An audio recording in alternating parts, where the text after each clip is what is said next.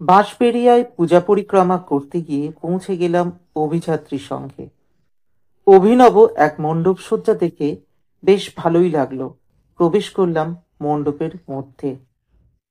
আমাদের নিত্যদিনে প্রয়োজনীয় বেশ কিছু ইলেকট্রিক্যাল জিনিস দিয়ে এই মণ্ডপসজ্জা গড়ে উঠেছে।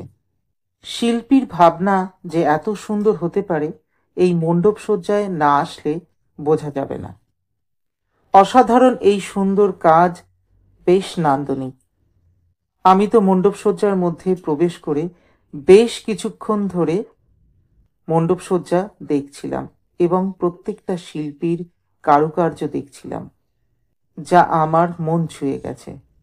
এখানে নটরাজের পুজো হয়, আর নটরাজের মূর্তিটা এত সুন্দর, বেশ কিছুক্ষণ ধরে তাকিয়ে থাকলাম নটরাজের দিকে। আমার তো ভালো লাগলো, তোমাদের কেমন লাগলো জানিও কিন্তু।